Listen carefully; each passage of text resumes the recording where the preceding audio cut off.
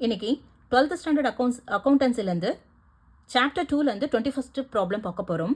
From the following receipts and payment account of Yercaud Youth Association, prepare income and expenditure account for the year ended 31st March 2019 and the balance sheet as on that date.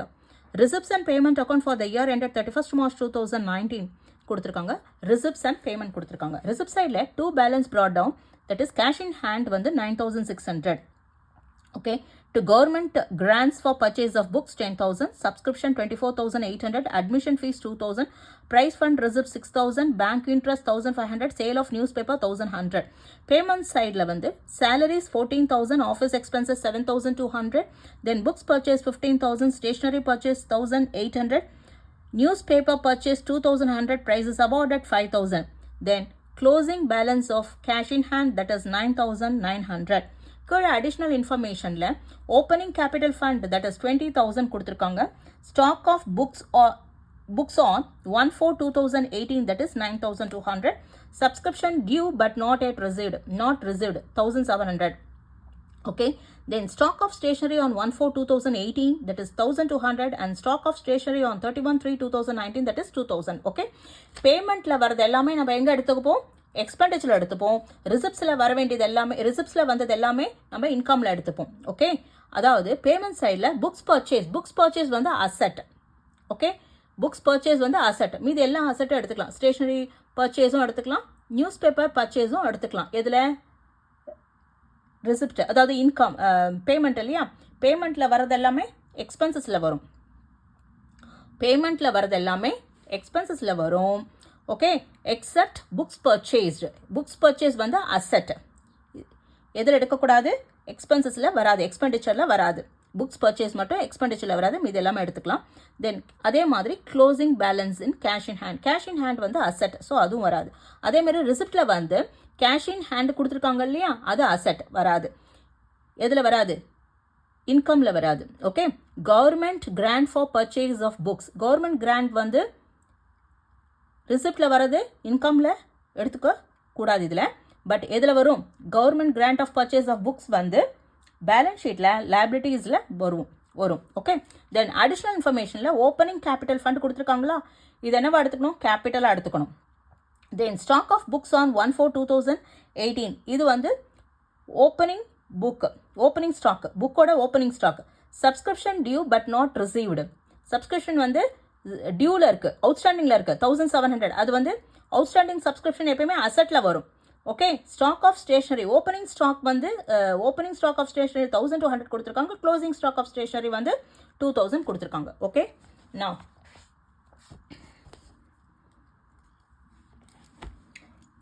21. Okay, heading எழுதிக்கோங்க. Income and expenditure account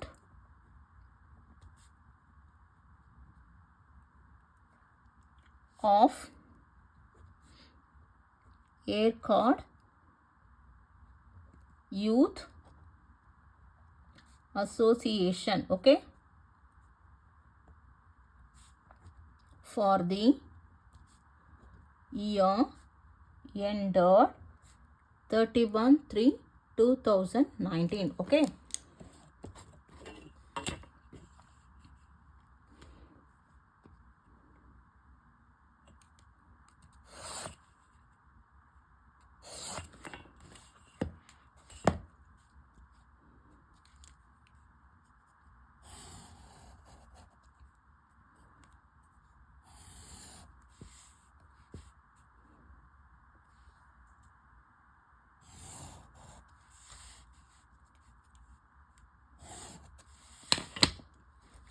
okay, இது debit side, இது credit side. Expenditure amount, income, okay, then amount. இப்போ எக்ஸ்பெண்டிச்சரில் என்னென்ன எடுத்துக்கணும்? அதாவது payment சைடில் வரது எல்லாமே கொடுத்துருக்கிறது எல்லாமே எடுத்துக்கணும் இல்லையா. ஃபர்ஸ்ட் பேமெண்ட் சைடில் என்ன கொடுத்துருக்காங்க? By salary. அப்போ என்ன எழுதிக்கணும்? 2 சேலரின்னு எழுதிக்கணும். 2 salary that is 14,000. Okay, then office expenses, 2 office expenses. Okay, that is 7200. books purchase வந்து asset, so இதில் வராது, இதில் expenditure வராது. next stationery purchase, 2 stationery purchased எவ்வளோ கொடுத்துருக்கு 1800. அதோட அடிஷ்னல் இன்ஃபர்மேஷனில் அதாவது என்ன சொல்லியிருக்கு, stock of stationery on 1/4/2018 opening stock வந்து 1200, க்ளோசிங் ஸ்டாக் வந்து 2000 கொடுத்துருக்காங்க. அப்போது ஸ்டேஷனரி பர்ச்சேஸோட ஓப்பனிங் ஸ்டாக்கை ஆட் பண்ணிக்கணும். ஓகே, ஓப்பனிங் ஸ்டாக் வந்து 1200, ரெண்டுத்தையும் ஆட் பண்ணால் 1800 + 1200 which gives 3000. அதோட minus closing stock.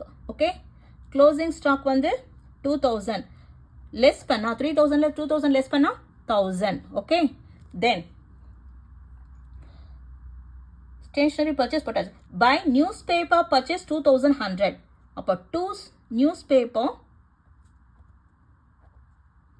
purchased. Okay, that is 2100.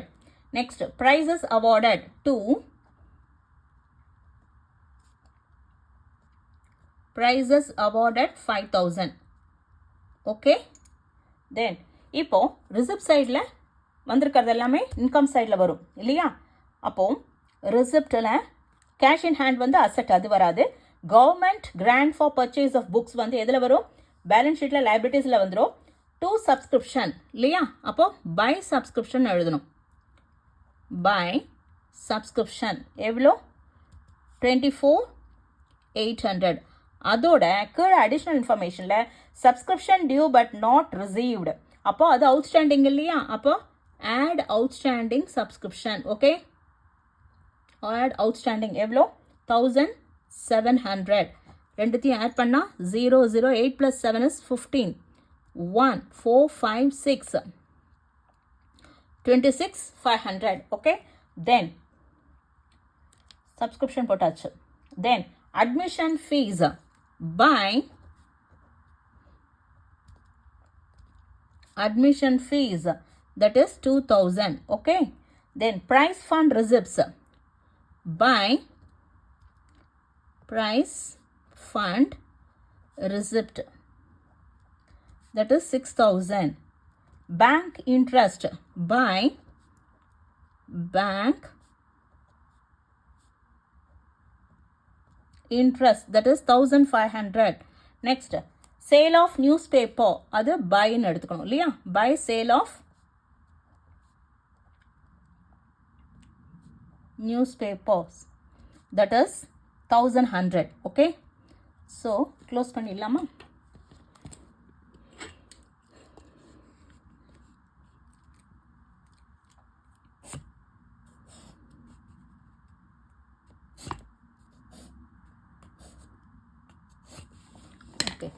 So 0 0 5 + 5 10 11 1 6 + 6 12 13 14 15 16 17. so 2 + 1 3. so 3700. இந்த பேலன்ஸை இங்கே ட்ரான்ஸ்ஃபர் பண்ணிவிட்டு மீதியை எவ்வளோ இருந்தோ அதை வந்து இந்த பக்கம் டெபிட் சைடில் வந்ததுன்னா சர்ப்ளஸ். ஓகே, 0 0 2 + 1 3 11ல் 3 போச்சுன்னா 8. ஓகே, தென் 7 + 14 21, carry over 1 22 23 24 25 25 30 இல்லையா. ஸோ இங்கே 37, அப்போ 7. ஸோ 7800. இது என்ன எழுதணும், 2 சர்ப்ளஸ். ஓகே, சர்ப்ளஸ் தான். இப்போ balance sheet, balance sheet as on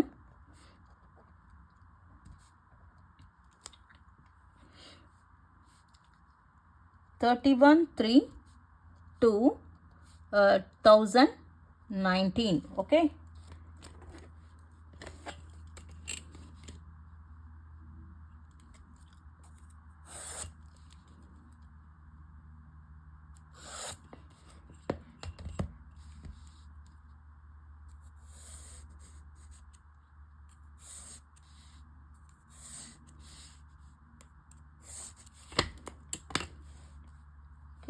liabilities, assets, amount. Okay. இப்போ liabilitiesல நம்ம ஃபர்ஸ்ட் என்ன போடுவோம், கேபிட்டல் போடுவோம் இல்லையா. கேபிட்டல் ஃபண்ட் கொடுத்துருக்கா கீழே அடிஷ்னல் இன்ஃபர்மேஷனில். Capital fund 20,000. So capital fund இல்லையா 20,000. அதோட add surplus 7,800. Okay, plus surplus 7,800. ரெண்டுத்தையும் ஆட் பண்ணால் 27,800. ஓகே. தென் என்ன சொல்லியிருக்கேன் நான், அதாவது ரிசிப்டில் government grant for purchase of books இருக்கு இல்லையா, அது எதில் எடுத்துக்கணும்னு சொல்லியிருக்கு, liabilitiesல எடுத்துக்கணும். So government grants for purchase of books, that is 10,000. okay. இப்போ அசெட்டில் என்னென்ன போடுவோம், அசெட்டில் அதாவது கீழே வந்து அடிஷனல் இன்ஃபர்மேஷனில் ஸ்டாக் ஆஃப் புக்ஸ் ஆன் 1/4/2018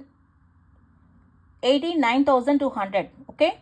அதுக்கப்புறம் பேமெண்ட் சைடில் புக்ஸ் பர்ச்சேஸ்டுன்னு ஒன்று இருக்கு இல்லையா, நம்ம எடுத்துக்கவே இல்லை. அதாவது புக்ஸ் பர்ச்சேஸ் எப்பயுமே எதில் வரும்னு சொல்லியிருக்கு, அசெட்டில் தான் வரும் இல்லையா. அப்போ அசெட்டில் அந்த இது வந்து புக்ஸ் பர்ச்சேஸோட ஓப்பனிங் ஸ்டாக்கை ஆட் பண்ணுவோம். ஓகே. ஸோ ஓப்பனிங் ஸ்டாக்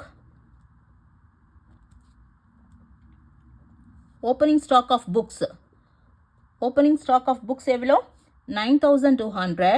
அதோட plus books purchased. Books purchased எப்பயுமே எதில் வரும், அசெட்டில் தான் வரும். ஸோ அதோட ஓப்பனிங்கை ஆட் பண்ணுறோம். ஓகே. So books purchase 15,000. இப்போ ரெண்டுத்தையும் ஆட் பண்ணால் 200. ஓகே. 9 + 15 14. 9 + 5 14. 1 + 1 24 200. ஓகேவா. தென் அசெட்டில் வேறு என்ன வரும், கேஷ் இன் ஹேண்டு. இப்போது எல்லாமே க்ளோசிங்கை தான் எடுத்துக்கணும் இல்லையா. Closing cash in hand, cash, that is cash in hand, that is 9,900. okay. then stationery அதுவும் க்ளோசிங் தான் எடுத்துக்கணும் இல்லையா. ஏன்னா 31/3/2019 போடுறோம் க்ளோசிங். அப்போ எப்பயுமே க்ளோசிங் பேலன்ஸ் ஷீட் தான் போடுறோம், க்ளோசிங் பேலன்ஸ் ஷீட் தான் போடுவோம். அப்போ எல்லாமே க்ளோசிங்கு தான் எடுத்துக்கணும். ஓகேவா. So closing stock of stationery, that is stock of stationery 2,000. okay. then அப்புறம் அவுட்ஸ்டாண்டிங் சப்ஸ்கிரிப்ஷன் கீழே அடிஷனல் இன்ஃபர்மேஷனில் வரதெல்லாம் எடுத்துட்டாச்சா பார்க்கணும் இல்லையா. ஒன்று எக்ஸ்ட்ரா விட்டுருக்கு இதில், subscription due but not yet received. அது வந்து 1,700 நம்ம இங்கே எடுத்துட்டோம் இல்லையா. Subscription outstanding 1,700. கீழே அடிஷனல் இன்ஃபர்மேஷனில் வந்தால் 2 times வரும்னு சொல்லியிருக்கு. ஸோ அப்போ வந்து அதோட அவுட்ஸ்டாண்டிங் சப்ஸ்கிரிப்ஷன் எப்பயுமே எதில் வரும், அசெட்டில் வரும். So outstanding subscription. Okay.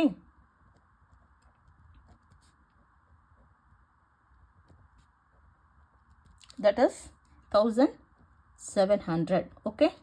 so close பண்ணிடலாமா.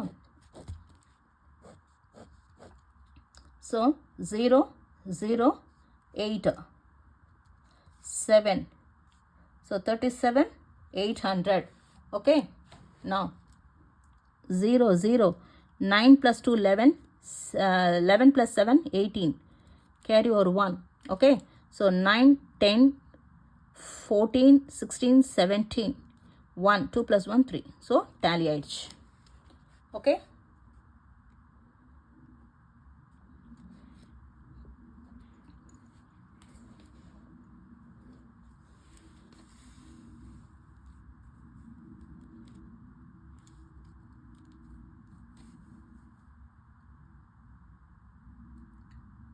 that's it.